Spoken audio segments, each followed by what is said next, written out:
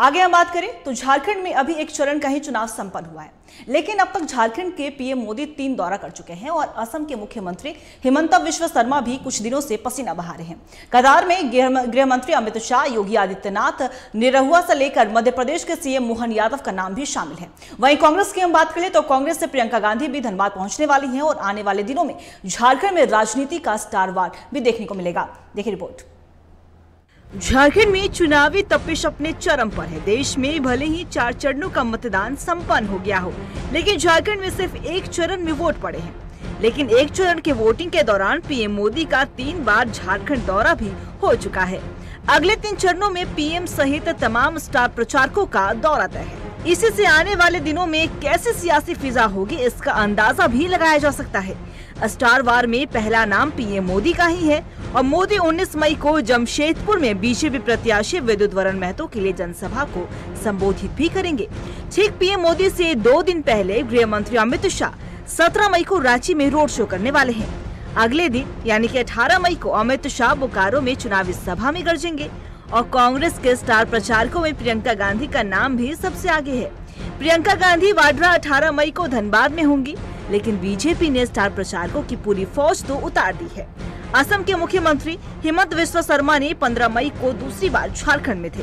हिमंता रामगढ़ के रजरप्पा और धनबाद के चिरकुंडा में गरजे और आने वाले दिनों में बीजेपी के स्टार प्रचारकों की सूची में मोदी, अमित शाह, हिमंत विश्व शर्मा के साथ साथ योगी आदित्यनाथ, दिनेश लाल यादव यानी भोजपुरी सिनेमा के निरहुआ का नाम भी शामिल है। बस तारीख तय होनी बाकी है। स्टार प्रचारकों की ताबड़तोड़ दौरे से सियासी तापमान भी उछलेगा। वोटर के मन पर उसका इफेक्ट भी होगा तो विरोधियों के समीकरण पर साइड इफेक्ट भी होगा। 4 जून पर देश की निगाहें टिकी है, लेकिन 4 जून से पूरे मई महीने में स्टार प्रचारकों की जुबानी जंग होनी है। Bureau report, TV 45। इसी खबर पे और भी ज्यादा जानकारी के लिए हमारे झारखंड स्टेट राकेश जी हमारे साथ बने उनका रुख करेंगे। राकेश जी, झारखंड में दिग्गजों का जमावड़ा लगने वाला है। अगर हम बात करें तो 19 मई को प्रधानमंत्री नरेंद्र मोदी एक बार फिर से आने वाले हैं, तो 17 मई को गृह मंत्री अमित शाह, तो दूसरी तरफ प्रियंका गांधी के भी आने की संभावनाएं। ऐसे में जिस तरीके से झारखंड में दिग्गजों का जमावड़ा लग रहा है, इसके मायने क्या कैसे हो सकते हैं? क्या झारखंड सबके लिए फोकस में है?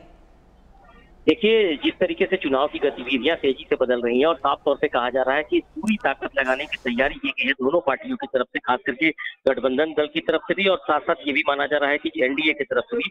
तो लगातार बड़े नेताओं का दौरा झारखंड में हो रहा है, क्योंकि यहाँ की सबसे बड़ी बात कही जा सकती है कि 14 सीटें और 14 सीटों में से 12 तो पहले से उनके पास थी। गीता कोड़ा को उन्होंने जब लाया तो उनके पास 13 सीट कब्जे में आ गई। अब उनके सामने सबसे बड़ी चुनौती है कि 14 में से कितनी सीटों पर वे कब्जा जमा सकते हैं।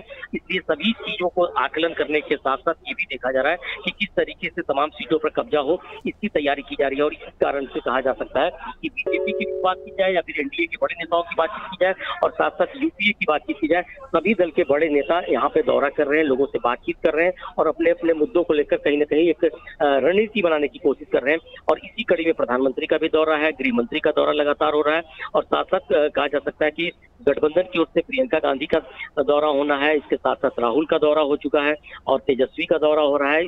तो तमाम चीजें चल रही हैं, बड़े नेताओं का लगातार आना जारी है और वोटरों के बीच जाकर अपनी बात रखने की कोशिश कर रहे हैं। राकेश जी, हम पीएम मोदी की बात करें तो पीएम मोदी का अगर बात करें तो लोकसभा चुनाव को लेकर 5वां दौरा होने वाला है। अगर झारखंड की बात कर ले नरेंद्र मोदी की, तो क्या झारखंड बीजेपी को और मजबूती की जरूरत है झारखंड में? क्योंकि अगर विपक्ष की बात कर ले तो साफ तौर पर इंडी गठबंधन के लोग ये कह रहे हैं कि बीजेपी को चिंता है कि कहीं झारखंड में उन्हें एक भी सीट ना मिले।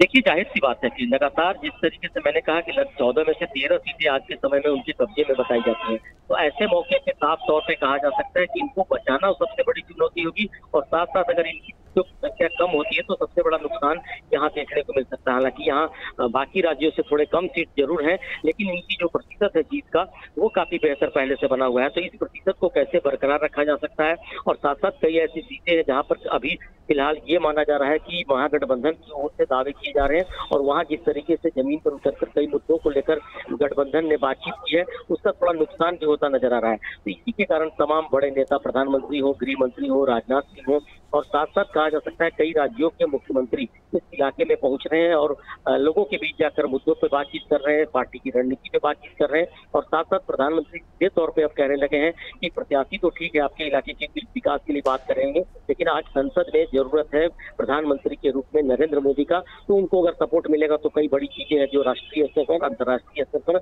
वे ले जाने की कोशिश करेंगे।